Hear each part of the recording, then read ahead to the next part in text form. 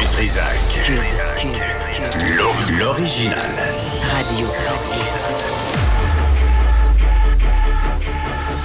Du Trizac. Votre plaisir coupable. Cube Radio. Bonjour tout le monde, 11 septembre 2023, j'espère que vous allez bien. Aujourd'hui, évidemment, on va revenir sur le 11 septembre 2001 parce que ça a changé l'histoire du monde, la face du monde. On va revenir avec un témoin, André Sirois, qui était à New York ce fatidique matin. Aussi, vers midi, les crapules au volant. On attend un retour de la SAAQ, la Société d'assurance automobile du Québec. On ne veut pas les déranger. Ils doivent être dans un colloque quelconque. Là, c'est lundi. Là, ils doivent se prendre un petit cocktail ou un petit café. Mais on aimerait ça. On aurait aimé ça leur parler là, sur les conséquences. Je sais pas si vous avez vu la vidéo de la BMW verte là, qui a fait 2 blessés graves. Et aussi, on a une histoire d'un type qui sait pas conduire. Il y a une femme qui appelle la police. La police arrive, dit « Pourquoi vous m'appelez? » Le type sait pas conduire. Il est rentré dans la voiture, il a frappé l'autre voiture, puis il est reparti. Rien. Pas de conséquences à rien. En tout cas, on va revenir là-dessus, cette histoire-là, vers midi. Et Paul Saint-Pierre Plamondon, chef du Parti québécois, à 13h15, qui a un message pour ses opposants politiques. Mais tout d'abord, allons joindre François Chapleau, qui est prof émérite en biologie à l'Université d'Ottawa. Monsieur Chapleau, bonjour. Bonjour. Merci d'être avec nous. J'imagine que vous avez regardé ça, vous, le congrès du Parti conservateur. Là, on disait que 87% des délégués ont voté pour interdire les vestiaires mixtes et presque 70% des députés conservateurs ont voté pour restreindre les interventions médicales ou chirurgicales qui modifient la vie des Canadiens de moins de 18 ans souffrant de dysphorie de genre. Ça croise un peu le texte que vous avez écrit sur le transgenrisme. Oui, effectivement. C'est un lien qui est fait lorsqu'on comprend que tout ce débat-là qui se fait au niveau politique a sa source dans un mouvement social là, qui est fondé sur des prémices scientifiques qui sont pas très bonnes. Mais l'idée ici, c'est que alors que certains y voient une réaction anti-trans, moi, quand je lis les résolutions, j'y vois des résolutions qui sont là pour protéger les femmes et les enfants, puis qui ont rien d'anti-trans en tant que tel. Alors donc, il y a comme une espèce de polarisation du débat ici qui est pas saine. C'est-à-dire que aussitôt qu'on dit quelque chose qui semble gêner peut-être une minorité sexuelle dans ce cas ici, ben tout de suite on est considéré comme étant anti-trans ou transphobe. C'est ce que vous écrivez, là. Vous dites, on a tendance à associer les objections face à l'idéologie du genre, le transgenrisme, à de la haine qui aurait sa source principale dans la droite religieuse américaine ou dans l'ultra-conservatisme. Ça veut dire qu'on peut même pas en discuter, là. Non, en fait, et on amalgame tout. Essentiellement, ce qu'on dit, c'est que si vous êtes si vous êtes un critique de la théorie du genre, à ce moment-là, vous êtes contre les trans. Mais c'est pas du tout ça. Je veux dire, on peut critiquer une idéologie sans nécessairement s'attaquer aux trans comme tel. Je veux dire, moi, je suis tout à fait conscient que ces gens-là vivent de très grandes souffrances, ouais. Et je suis sympathique à ceci, mais ça m'empêche pas d'être critique par rapport à ce qui sous-tend cette idéologie-là. Vous écrivez, M. Chapleau, qu'un homme, on l'a vu, peut se proclamer femme. On a vu un criminel se proclamer femme et vouloir être emprisonné dans une prison pour femmes, avoir accès aux toilettes, aux vestiaires réservés. Là, il y a comme une tendance là, dans votre texte. Là, au Québec, les lois stipulent que l'auto-identification du genre suffit à modifier l'identifiant, ce que vous écrivez sexe sur les documents légaux. C'est quoi le mouvement là, présentement sur cette réflexion-là, là, sur le transgenrisme, là, ce qui peut être permis puis ce qui peut être interdit?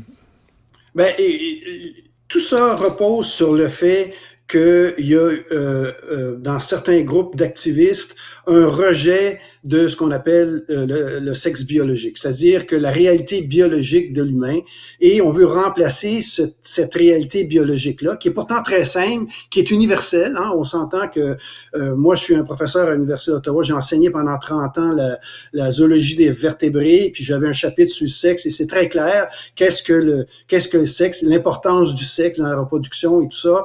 On sait que c'est universellement décrit, par exemple, comme étant en fonction du type de cellules sexuelles qu'on forme. C'est-à-dire qu'il y a des individus qui forment des spermatozoïdes, qui sont des petites cellules sexuelles mobiles, puis on a d'autres individus qui vont former des œufs qui sont non mobiles, puis évidemment, il va y avoir la reproduction. À partir de ce concept-là, qui est essentiellement un sexe biologique, qui s'applique à tout, on a toute la diversité de la vie qu'on peut voir. Bon, ce qui se produit en ce moment, c'est que il y a eu un rejet par des activistes et aussi par une partie de la communauté scientifique de cette notion binaire du sexe, c'est-à-dire mâle, femelle, et on essaie de la remplacer par tous les moyens possibles par une vision beaucoup plus subjective du genre, c'est-à-dire que essentiellement l'identité sexuelle, même l'identité sexuelle de quelqu'un pourrait être définie sans faire référence à son sexe à la naissance. Alors donc, vous comme prof de biologie là. À quel moment vous avez arrêté de vous arracher les cheveux de la tête?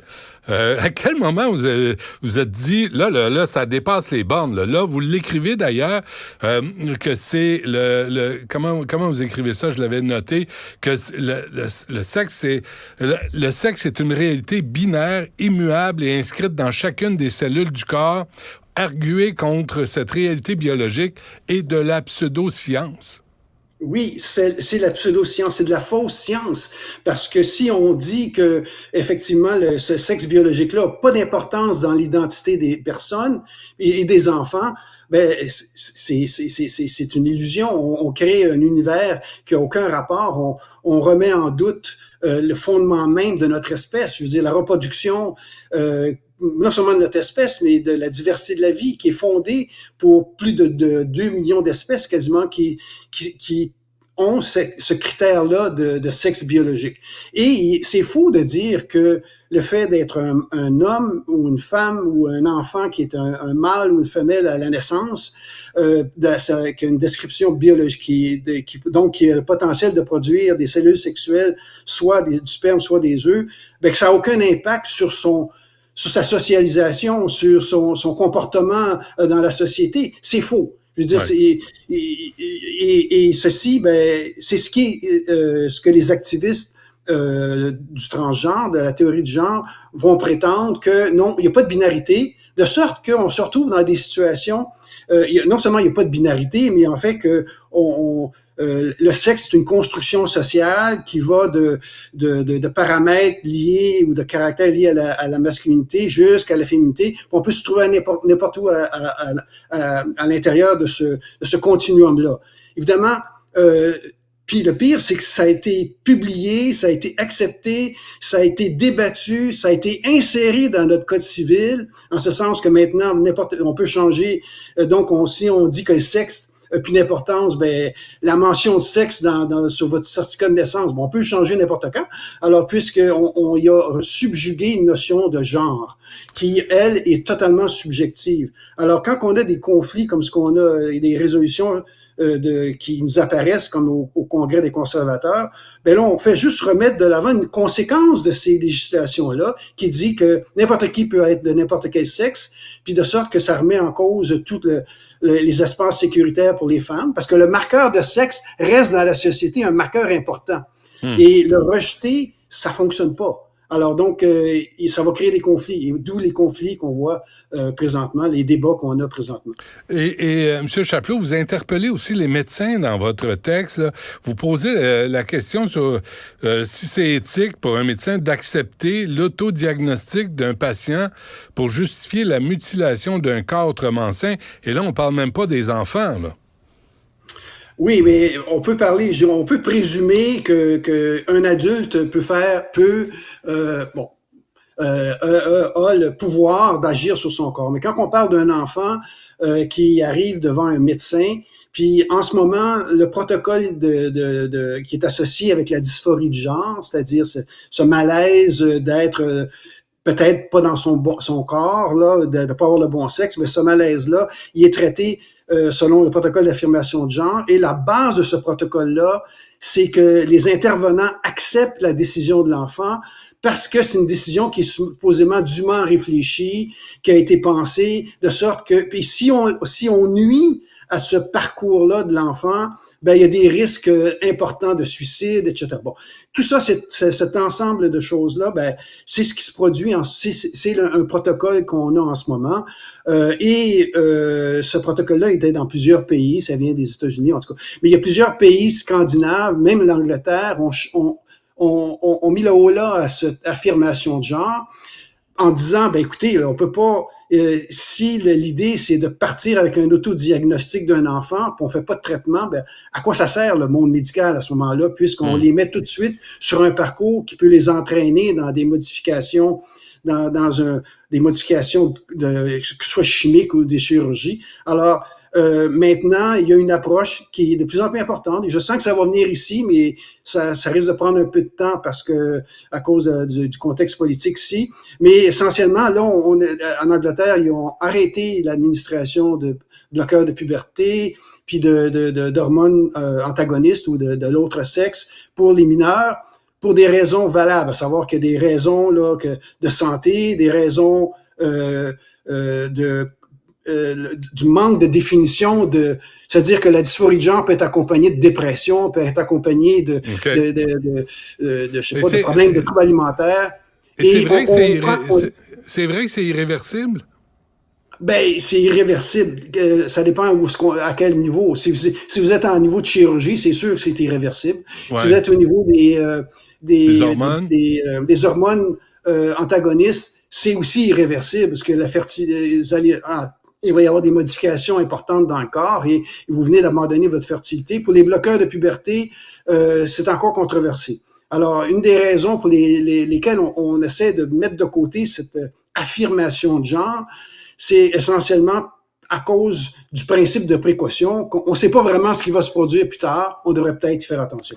OK, 2 dernières affaires, M. Chapelot, là, avant qu'on se quitte. D'abord, là, vous êtes devenu un transphobe, un homophobe, un homme qui... Non, mais vous savez, là, c'est ce qui vous attend, de prendre la parole en public et comme prof de biologie, de dire, est-ce que le politique a préséance au biologique?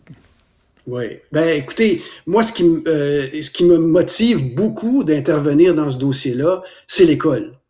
Je veux dire, qu'est-ce qu'on va enseigner à nos enfants? Est-ce qu'on va enseigner à nos enfants puis je regarde la définition de sexe, par exemple, qu'il y a dans le nouveau programme des écoles secondaires, on parle d'une catégorie sociale qui répartit la population entre hommes et femmes à partir de caractéristiques physiologiques.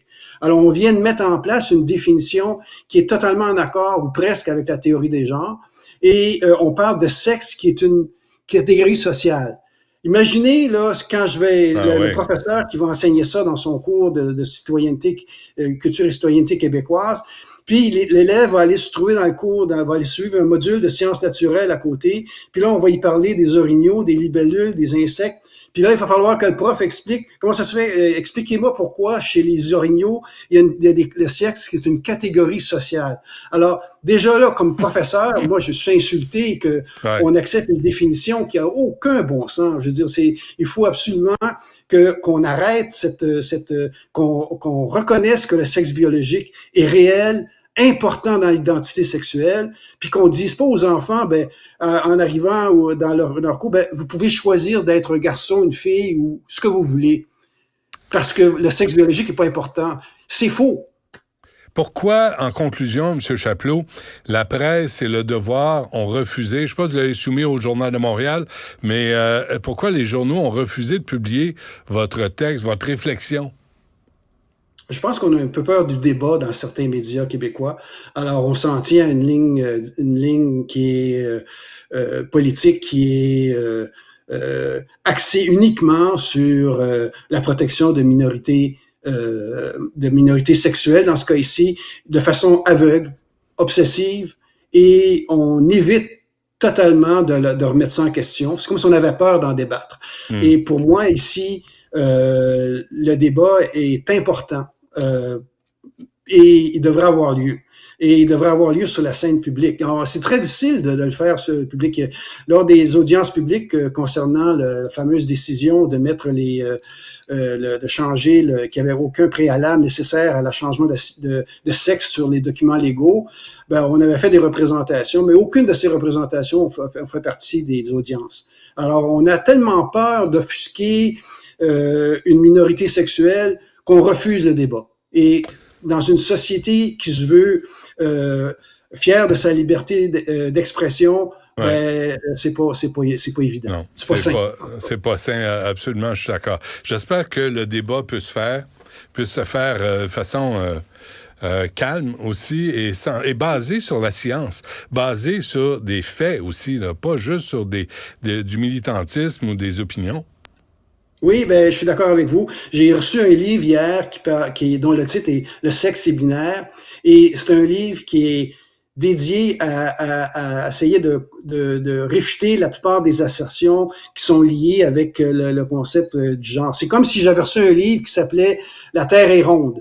Puis un livre de 500 pages pour essayer de m'expliquer pourquoi la Terre est ronde.